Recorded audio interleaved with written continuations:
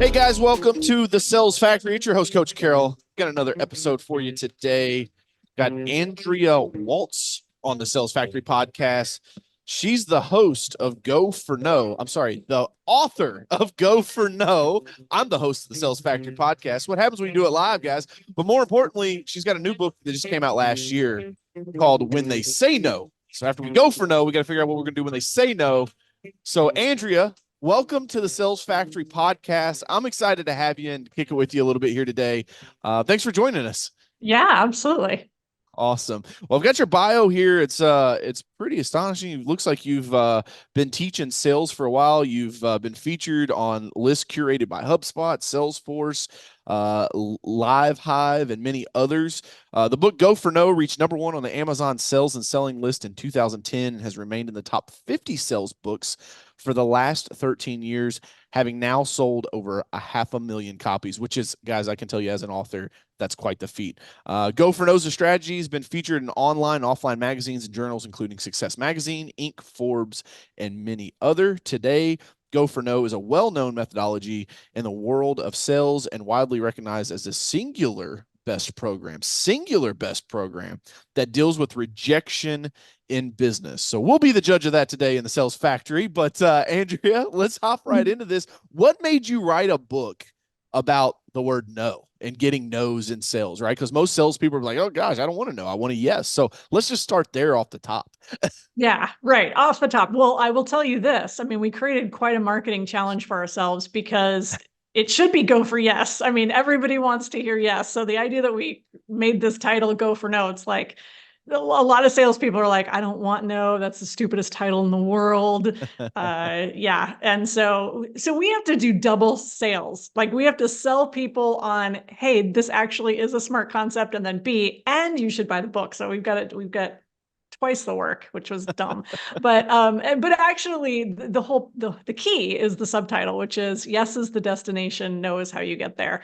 And it all started actually, my husband and business partner, we wrote the book together. Actually, he really wrote the book. He's the creative genius between the two of us. And I'm the head down detail implementer person of the two of us.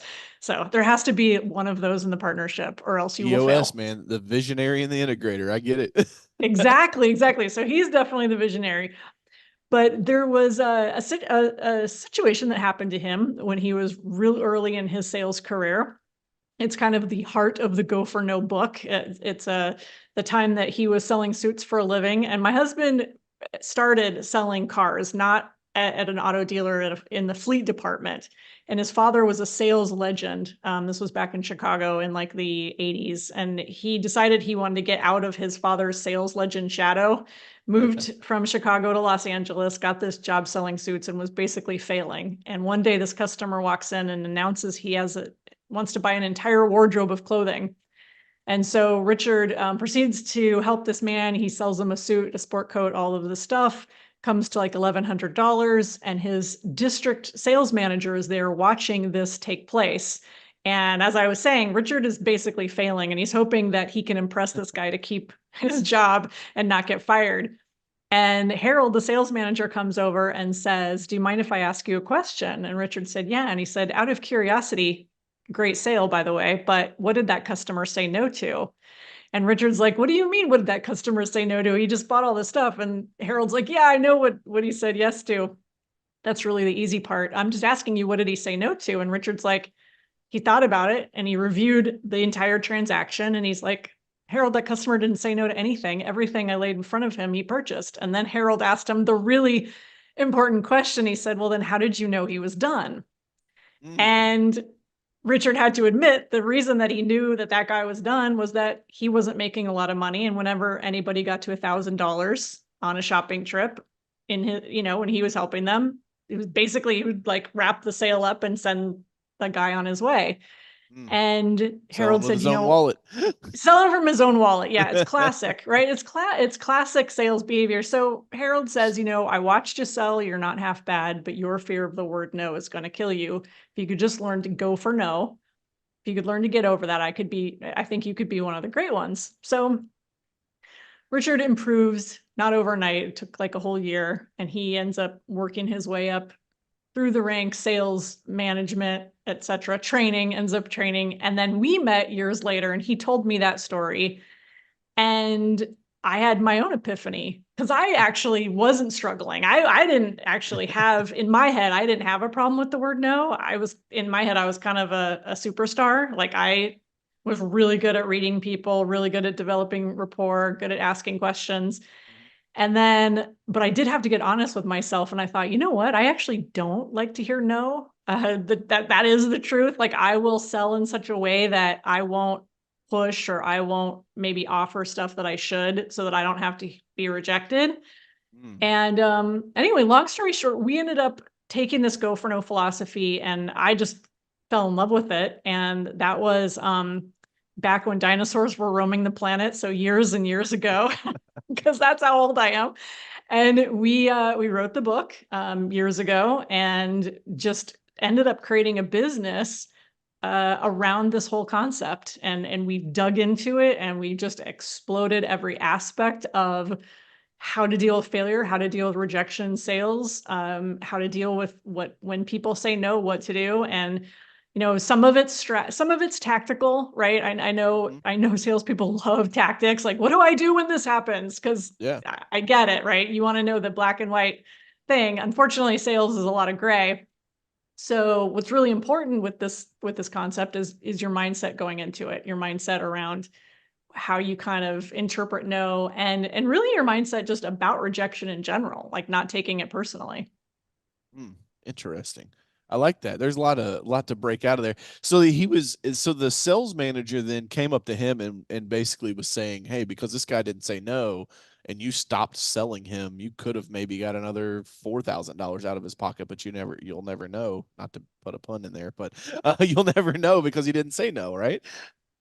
Yeah, completely. And in fact, this is a story that we tell in the book. This is kind of like the core story, and from there we go into other stuff. And the book itself is a fable, but the line that we leave out of the book, which is so funny, is Harold also added to Rich. He said, "You know where that customer is right now?" And Richard's like, "No, where is he?" He's like, "He's at the other end of the mall, spending the rest of the money that you wouldn't let him spend with us."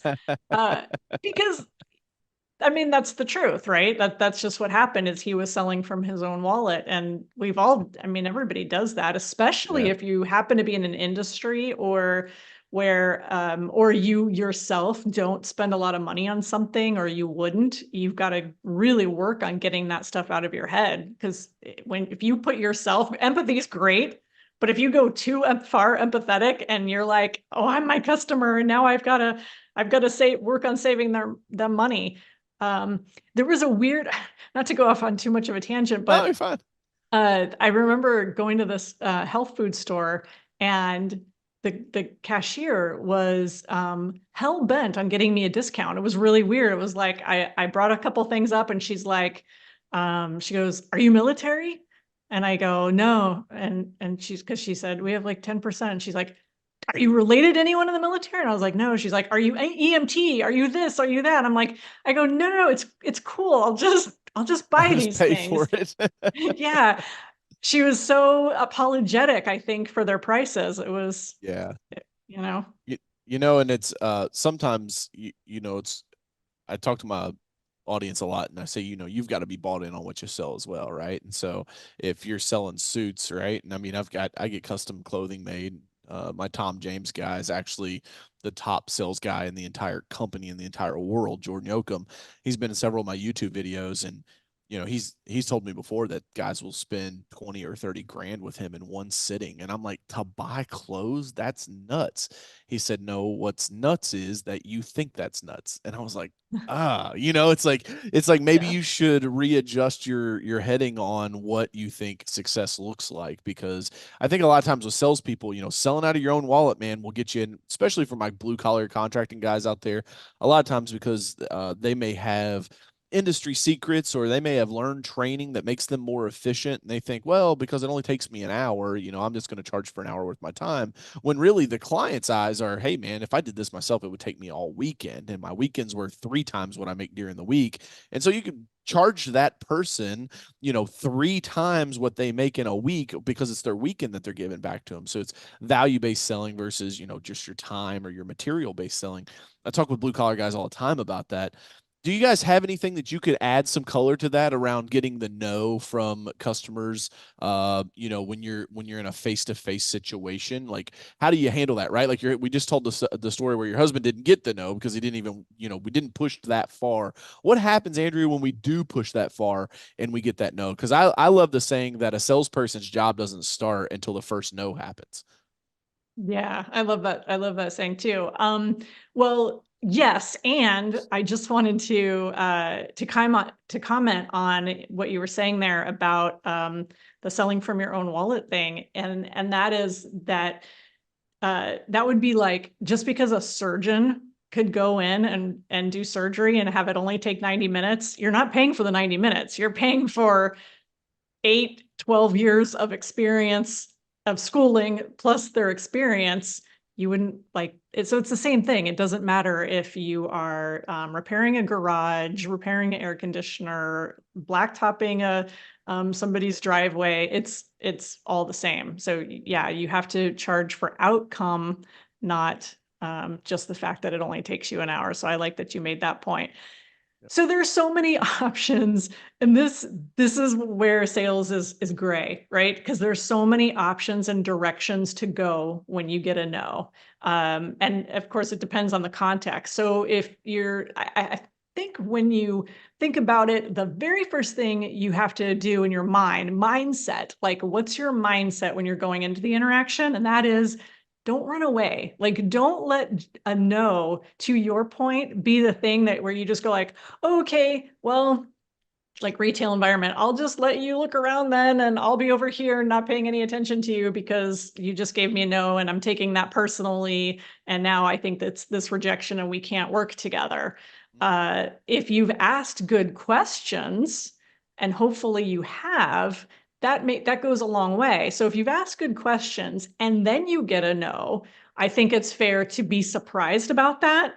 And that's where you can kind of push back and say, oh, and get re-educated. So get curious. Like, everything that you told me made me think that this thing was going to be perfect for you. So what am I missing? Like, what am I missing here that because I'm surprised that you would say no to this, because it sounds like everything that you wanted.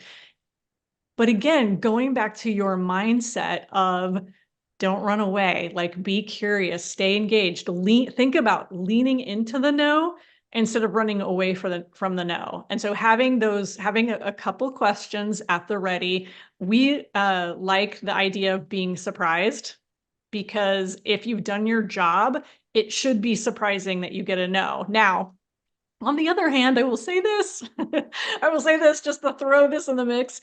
Sometimes it is surprising because it makes no sense. Like, oftentimes it's like you're talking to this person, you've got the right product, everything's perfect, and then they throw a no up, and it's like, where's that coming from? And that, again, often just requires you to dig in, not run away, and figure out, okay, what's going on? Because oftentimes it's just fear.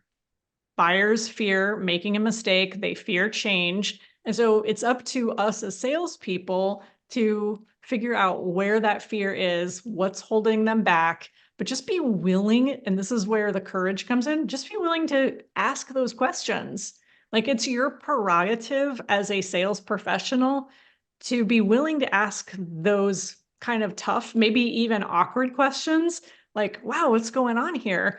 To find the answer, and don't make it a big deal. Don't make it like, oh, I need to have this perfect script and needs to come off perfectly. Just act like a human, and act like if this was your friend or your family member. Like, if your mom all of a sudden said no to you, you'd be like, Mom, what the hell's the matter with you? What are you talking about? Okay, so we can't say that to our customer or our prospect, but that's the energy, right? It's like, wait a minute, tell me why. Because If it's a good reason, then maybe there's something else I have and I can point you in the right direction. I want to know the information. So walk us through that. Like, what are those? Like, what are some questions, some word tracks that I would use when I hear the no, right?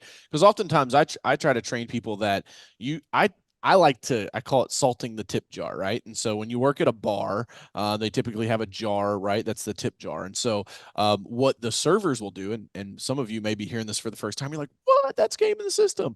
What servers would do, like I would do back in the days, like you would come in, you'd put $4 or $5 singles in the jar before the Mhm. bar even opens, because nobody wants to be the first tip that goes in, right? So you kind of salt the tip jar. In the same respect to that, when I'm in a cell, I try to get a couple no's out of the way. I pitch them some softball questions I know they're going to say no to, just so that the first no that they say is not when I ask them to buy the cell. So I might say something like, "Hey, you guys, we do a lot of advertising for agents on social media, and we'll say, Mm. you don't think that social media is a fad still, do you?" And I'm like, "Oh, no, no, no. I totally am buying in." Okay, cool. You're saying no on that, right? Hey, would you let just some random person run your social media, or would you want somebody that knows what they're doing? Oh, no, no. I would want somebody that knows what I'm doing. Cool. I'm getting some of these no's out of the way so that when I go to ask for a sale, it's not like they have all this pent up no inside of them. But when they do say no, how do we explore that, Andrea? What's some tactics that you guys talk about inside the book? So, before we get to that, and I want to go back, I want to go back to what you just said about so those couple questions. The reason why those questions are so powerful, and actually that reminds me of a book called Never Split the Difference. Yeah.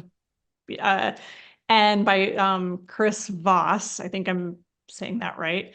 And he talks about the power of no and how when somebody is able to say no, when they feel like they can say no to something, it's very powerful because typically people are ready to close down in front of a salesperson and kind of cross their arms, metaphorically speaking, or whatever, because they're ready to be forced to say yes. So when you ask questions in the way that you are asking them, what you're doing is making people feel very safe in saying no, which I like. Also, the other thing that's great about what you just said too is, and this is both a B to like kind of a B to C, but more B to B.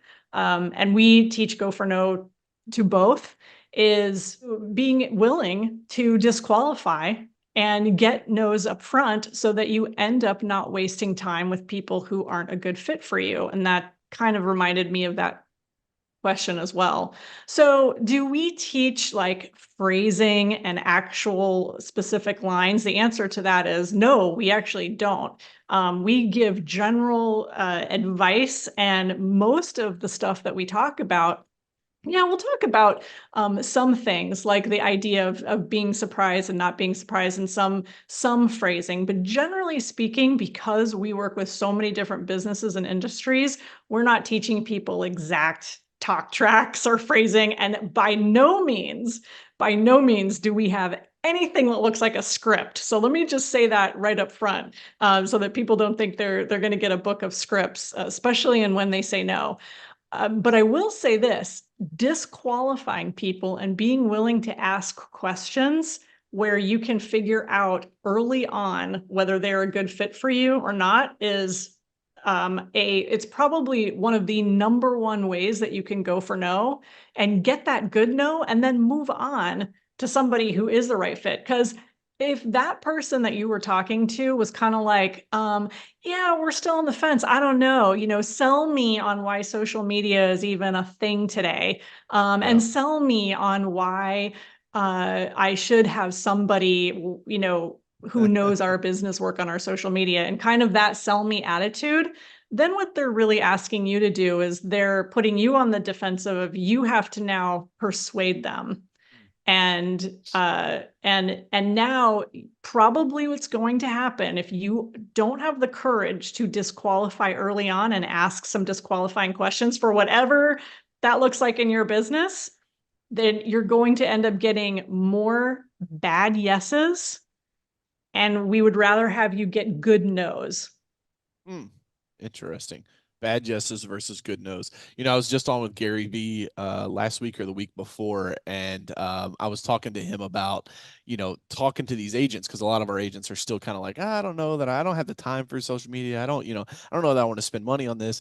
And Gary V said, he goes, DJ, I got nothing to add, man. He goes, in 2020 fucking four, I have no energy to try to convince someone that social media is relevant, right? And so I think Mhm. that's to your point, right? When you look at prospects, and when hopefully if you're listening to this in your business, you should be looking at your marketing channel and how it flows to your sales channel, and you should be looking at marketing qualified leads versus sales qualified leads, and what does it take for someone to become a marketing qualified lead or a sales qualified lead.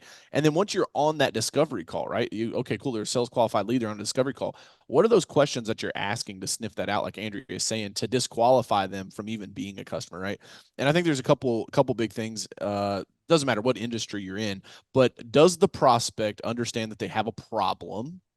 Mhm. Right? That's the first one. Number two is, can that prospect articulate what said problem is? Right? It's one thing to know that you have an itch on your back. It's another one to tell me exactly where on your back I need to scratch. Right? And so making sure that they can articulate that they know that what that problem is. And then the third is that, hey, yeah, you guys are the authority in the space. I came to you because of your positioning, because of your branding, and I want you to help me. If you've got those three lined up, boom, it's a home run. The chances of you closing that deal are tenfold what they would be to an unqualified prospect, right? In this, for roofers, for instance, right? Like if I don't know that I got shingles missing, like how likely am I to let you crawl around on my roof and tell me I got a bad roof, right? Because I don't know I have the problem. If I say, oh yeah, I see the shingles missing, and by the way, it's also leaking inside the house, so like I know there's an actual problem here. I need somebody to fix this thing. Now it's becoming the person that they talk to. And so I think that's a big piece, Andrea, that people need to understand when it comes to prospecting and qualifying your prospects. Because I tell my sales team all the time, I really don't care what anyone answers is. Like, I don't care if it is a yes or a no, because there's a big push right now. Jeremy Miner's a big guy out there on YouTube that's like, don't play the numbers game. And I'm like, the numbers game is the only thing that gives me hope in sales.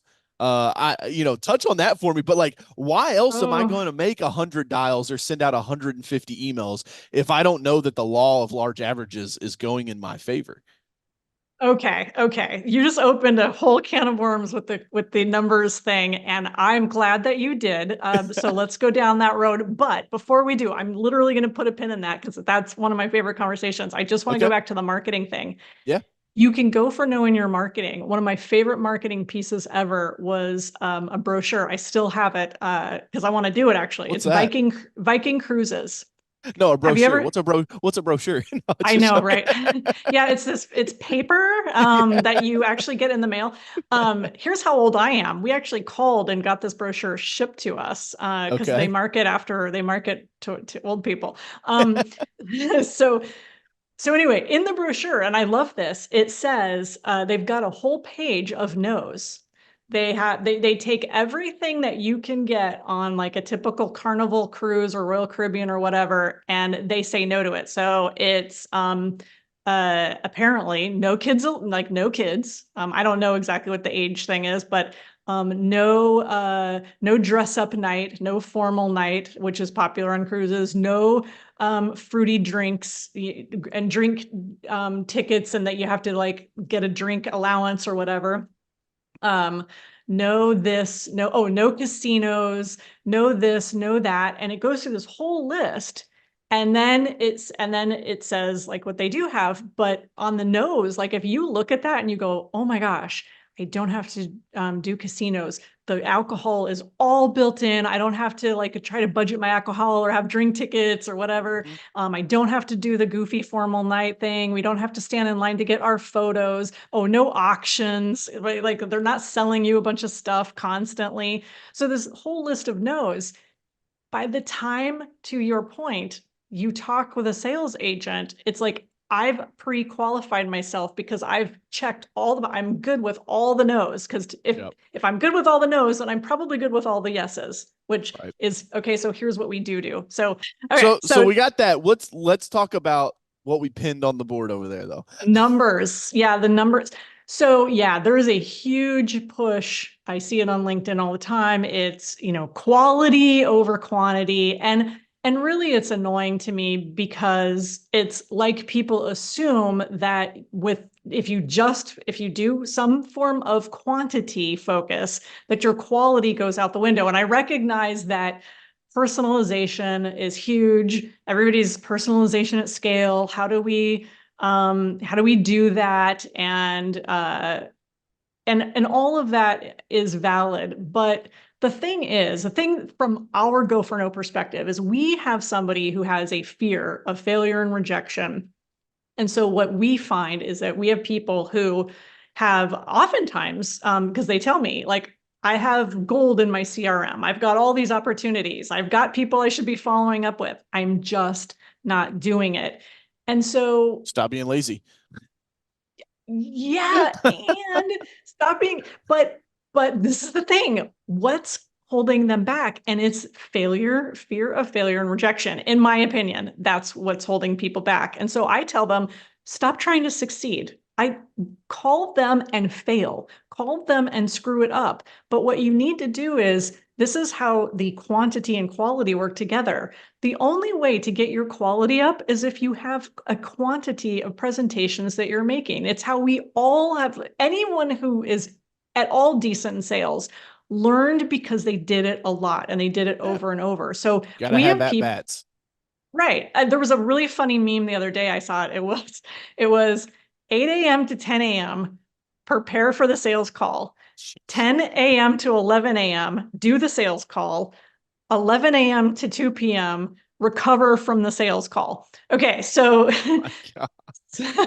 so but I'm telling you, that is You're telling me I gotta fight my Gen Xers or Gen Zers or whatever the generation is after us millennials that they don't they're like, well, I saw over here that the number game thing is bullshit and you shouldn't be playing that. And I'm like, oh yeah?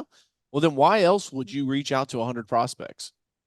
Like why else would I do that? Like if I Mhm. don't know that the law of averages are working in my favor, you should be able to make 18 to 20 dials in an hour, have two significant conversations, book one marketing qualified lead out of that. A marketing qualified lead then becomes a sales qualified lead if they show up to the discovery meeting, at which then the actual pitch person will qualify them. And then boom, onward, no upward. From there, you've got your Mhm. your numbers, how whatever your industry specific is, but from a prospecting standpoint, and I think a lot of this, Andrea, it's going to be worse. Like there's two sides of this coin.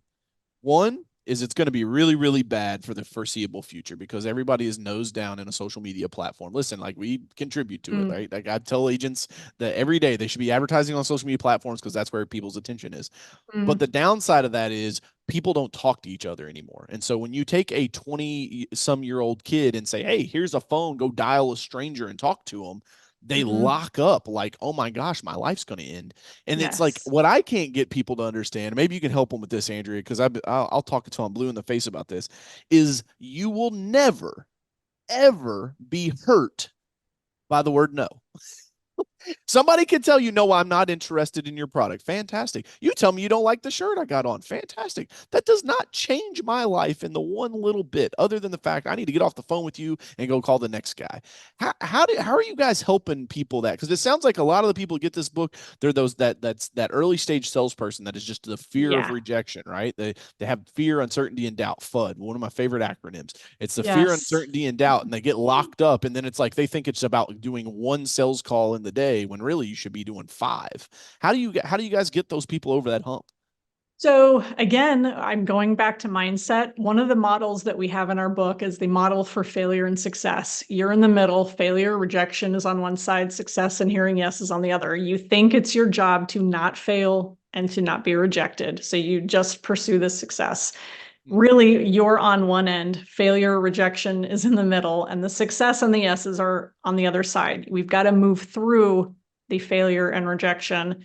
And that's the image that we teach people. And so what we are trying to do ultimately, I do this thing. It's a 21-day challenge. We've got a workbook on Amazon for it, but we do a live. I kind of bring it to life, and I do these 21-day challenges. Okay. And these are not just new salespeople. These are seasoned salespeople, people who have been in business for 25, 30 years. And Everybody suffers from this. And even the technology, to your point, doesn't seem to matter. People are freezing up on social media. They don't want to send a DM even through Facebook or LinkedIn or whatever, because that is anxiety producing. And so our, You and Gen I know Zers, you're because gonna go broke. Coach Carroll's here to tell you, you better fix this shit or you're gonna go broke, man. You'll be working at the Gap for the rest of your life for 19.50 an hour. yes, and so I am comfortable knowing that I'm going to be gainfully employed because this problem is not going away anytime soon.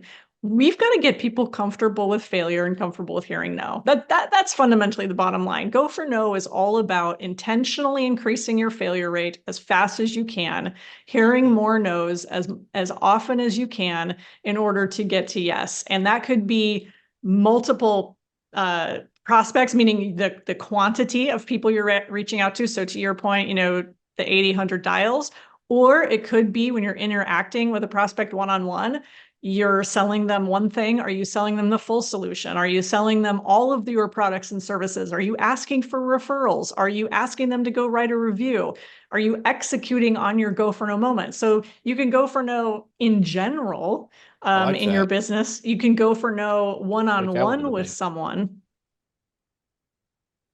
I was just saying, take that one to the bank. That was good. Go for no in multiple areas. It's not just the sell. It's get to know. And then he's like, hey, have you, will you leave me a Google review? Yeah, I'll do it. Follow up on the next day. Hey, did you leave the Google review? No, I did. There's your no. Okay, now we're making some progress here. Totally. I am shocked also. And this is not even my area of expertise, but I'm shocked at the service providers that I have come over to our house, whether it's to get the carpets cleaned, the garage fixed, the pavers, whatever it's called, washed, that that do the job one time and don't try to keep you as a current customer. I should be asked if I want to go on a list. I should be asked every 3 months. I have one of the service providers out of probably the 10 that I've hired, various ones. Actually, that's not true. Of the 10, 2 did go for no pretty well. One actually put me on a list and was like, hey, it's been 3 months. Do you want to have this service again?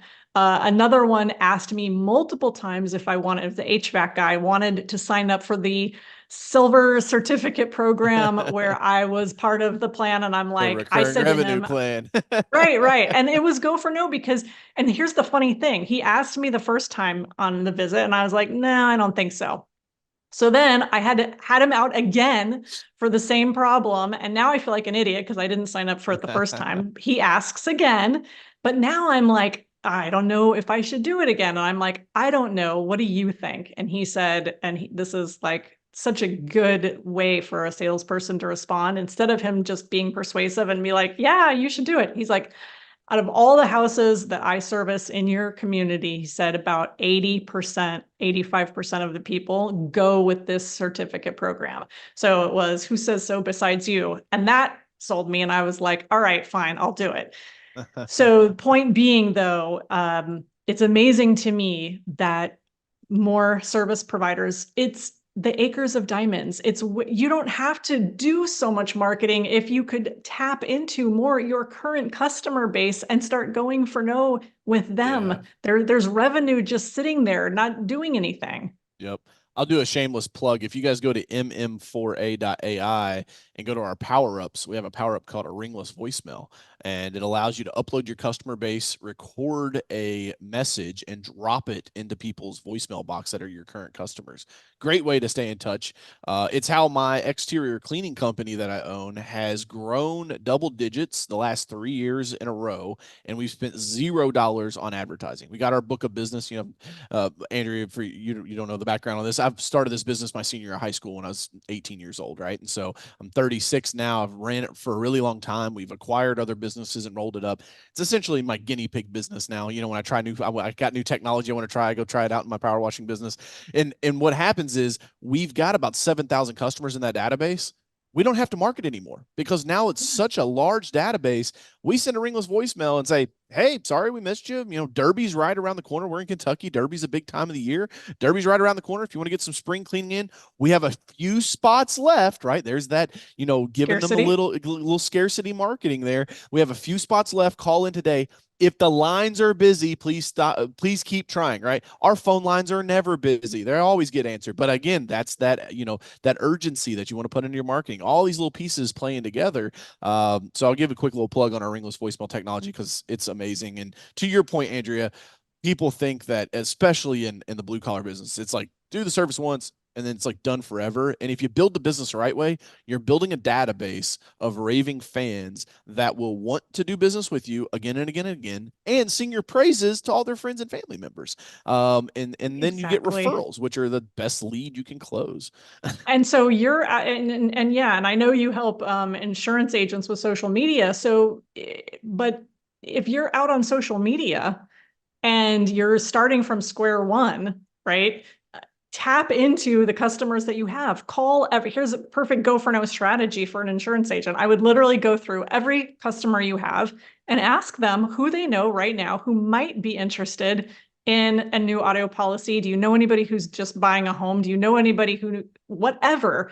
And I mean, it's all right there. I mean, yeah, you don't have to, you can do the social media stuff for sure, but tap into your current clients, do some service, check Yeah. in with them. It's wild. Talk to me about another strategy in the book. What if it's maybe we're getting down to the close, right? So I've done the presentation. Now I'm ready to ask for the business. How do you guys teach us to handle that? So again, no scripting. So we're not teaching anybody how to ask. We are teaching you that you should ask for the business. And around that strategy is something that we call no goals. And so one of the things that we teach people to do is set it, and you've probably heard this before, like set a goal for the number of no's that you're going to collect. And so it could be anywhere in your sales process. It could be just lead gen type things. It could be booking appointments, or it could be literally closing the sale. Like how many times are you asking for that business and Cross-sell and counting up. upsell opportunities as well. Absolutely. And I've had insurance agents who've, the geeky ones who are the really numbers people who create Excel spreadsheets, and they'll separate out all of their different kind of go for no moments into different categories. But I say, hey, you could just do one. So set a no goal to get 10 no's a day or 100 no's in a month. And what happens is you blow out your typical yes goal, because a typical yes goal for any salesperson, it's like, okay, we want to sell 4 policies this month, or we want to sell 8 policies this month. And then when they hit that number, it's like, cool, now I won't do anything for the rest of the month. And then starting on May 1st, I'll have to go out and figure out how I'm going to sell 4 or 8 policies a month. So instead, set a goal for the number of no's you're going to hit, and then figure out interesting strategies. Be creative, get out there and do your prospecting and make your calls, or do your voicemail thing or whatever, and start asking people very simple disqualifying questions that get you to your no goal. And that is such a simple implementable, but even this, I say, can you imagine if you got just one no to something a day, what your business would look like in 365 days if you just got one no a day? You asked a customer, a past customer, a prospect, one extra question, whether it was a closing question, an upsell, or for an appointment, how that would transform your business, how many of those no's would turn into yeses. I like that. And then what happens after we get the no? Where do we go from there? If I'm asking you, I'm like, hey Andrew, you want to buy this thing, this widget, this buggy whip, and you go, no, I'm good, DJ. Now what do I do? So you have 2 choices. And the good news is you get to choose whatever you want to do. It's your business, it's your sales career. Decide what you want to do. Assuming that you have asked good questions, I say lean into that no and figure out if you need to make another offer or ask a different question. So it goes back to be surprised, like, oh, wow, I'm surprised. What did I not explain? Or because everything that you told me, I figured that this would be the perfect solution for you. So tell me where we're wrong, because I want to help you through this. And stay engaged, don't run. Or depending on your type of business, maybe you say like, okay, cool, bye, and go to the next person. don't get stuck in the middle. Like just either work with that person and work on solving that, or don't, or move Yeah. on. But I will say this, and this is kind of, I guess you would say, even the third option, and this is a lot more in B2B sales, which is if you get that no, and maybe you ask like, what's the deal, and they say it's just way more expensive than I thought, and you uh, work with them on the price. Don't rush into a discount. Obviously, you want to build the value. Probably if you got a price objection, they're not seeing the value based on what the price was. So you have to take responsibility for not building the value early on. I And will. so I'll add one there, Andrea, on yeah, the price. I always like to say, is it that you don't think it's worth it, or you don't have the money to give me?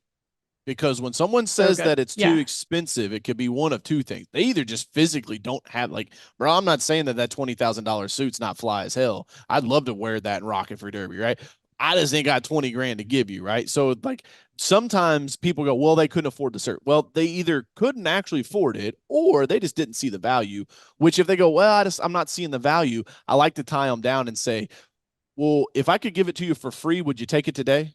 And they go, oh yeah, of course. Then you know that all the benefits, all the features, everything that you put there, they want it. It's not that you've got the wrong package. It's the now you've isolated that price, and now you can really dissect on that. And you know that the no is truly coming from a price objection, not something that's like you're trying to sell them a washer and a dryer and only their washer's broke.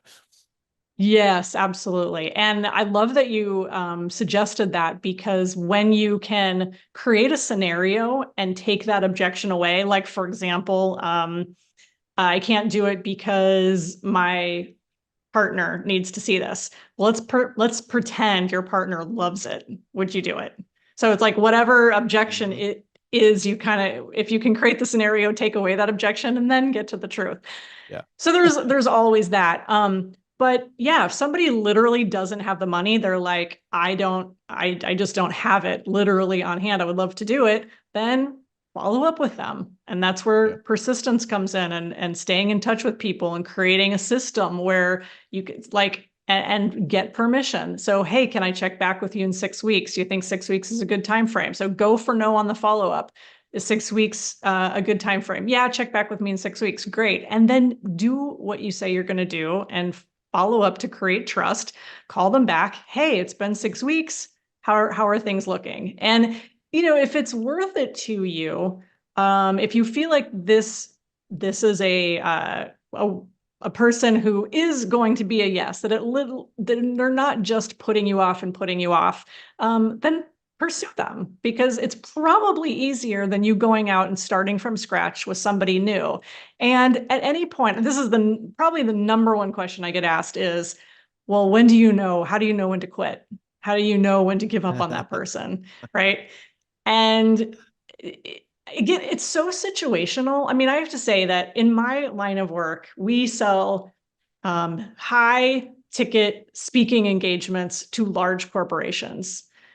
That's it. And so I don't have, I mean, yes, I have a pretty big pool of prospects, but I don't have the whole world, and it's not my neighborhood. And so when I have a prospect who's like, yeah, we went with a different speaker this year, maybe next year, I have a super long sales cycle, and I've got to show up periodically to tap into that next year's sales. So and I follow up becomes massive in businesses like mine, where you are dealing with a long sales cycle. But if you don't, if it's a shorter sales cycle and it's not worth the transaction amount, then don't, just let it go. I mean, I think you got to figure out what you want to do and what's easiest for your business.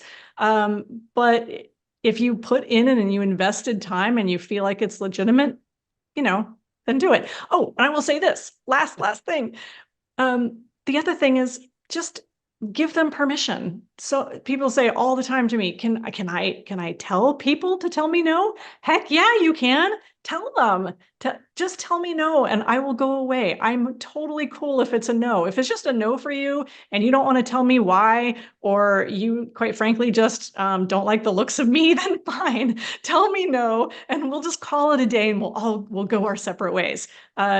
Just because you give somebody permission to tell you no, I think there's this weird fear that it's like, if I give people permission to tell me no, I'm going to get nothing but no's. Really? You don't think they have permission to tell you no now? Of course they do. In actuality, if you give them permission to tell you no, they're going to be more attracted to you. They're going to feel more safe with you because you're not one of those pushy, I'm going to get yes out of you no matter what happens salespeople. Mm-hmm. Mm-hmm. I like that. That's good. That's good info. I'll add one last thing here before we wrap up. When you're talking about the sales cycle, when she says that, guys, if you never heard that term before, it's how long it takes you dealing with a prospect in order for you to close them, right? If you're a blue collar guy on a HVAC call, that's a short sales cycle. That's a hey, you set the appointment, we expect you to close the business while you're there. A Mm. longer sales cycle would be something like speaking engagements. So it's like, hey, it's all the only opportunity that Andrea's customer has to hire them is maybe once a year at their annual conference, right? They need speakers once a year. So if it's no this year, it's another 12 months before they can ask for that deal again. And so, knowing your business and knowing your sales cycle is super important. But I've put out a ton of content around this, and I'll reiterate. It's called a sales pipeline, not a sales bucket. You got to keep it moving. You don't fill it up and then let it get stagnant. It's a sales pipeline, not a sales bucket. And so, and again, this is why I reiterate all the time, you've got to have a good CRM. And this is coming from Coach telling you the first 3 years of my business, it all went on a little like notebook that I don't even have anymore. I mean, I was like Mrs. Jones Yard, $40, like there was no proper CRM. So, which means that for the first 3 years I was in business, I don't have any of those customers' data anymore. And building that book of business, because just because a customer says no to you today doesn't mean they'll say no to you later, right? We run our ringless voicemails in the spring and throughout the year for the exterior cleaning company, right? We'll hit everybody. If you ever got a quote from us and your invoice is older than a year, right? I don't want to hit somebody up they just bought from us 3 months ago. That's going to aggravate them, right? You got to make sure your systems are proper and you're not making yourself look dumb. But I'm going back to those people, and I've had several customers that have told us, no, you're too expensive. And then what happens? Billy Bob doesn't show up. So then they just don't get the service done. And then boom, I'm hitting them again next year. And they're like, you know what? Yeah, come on out and do this. Maybe you'll actually show up. So again, it's a sales pipeline, not a sales bucket. Don't lose track of those people. Remember, fortune is in the follow up. And a lot of real business people, real businessmen, real businesswomen, they're just not going to lay down and give you the sell. They're going to say, well, follow up with me next week, because they want to see like, hey, are you just trying to get a quick check right now? Or are you actually going to stick with this thing and follow up with me next week? And the number of salespeople, Andrea, that I've pushed off, I'm like, I'll think about it. Call me next Thursday. And I never hear from them again. I'm like, boy, I had to save myself from making a bad decision, because it shows you how lackluster they are from a professionalism standpoint. So anything to add there, Andrea, before we wrap? Oh my gosh, that was all so good. You should do the taking to the bank. On myself, we'll take that one to the bank. I appreciate it. I appreciate it. Well, Andrew, we'll definitely have to have you on again. If anybody wants to find the book, get a hold of you guys, maybe somebody's listening going, hey, I want to book them for one of our conferences. How do they get a hold of you guys? Well, we're well branded. So if you Google Go for No, you're going to find Go for No on Instagram, Go for No on LinkedIn, Go for No on Facebook, and Go for No, the book is on Amazon. Very cool. Very cool. Well, thanks for hopping in and hanging out with us. Guys, this has been another episode of the Sales Factory. As always, make sure you hit the subscribe button, hit the thumbs up, the like, the shares, the comments. It all helps us get in front of more people so we can help change more lives. Until next time, I'm your host, Coach Carroll. Hustle, it's worth it, baby.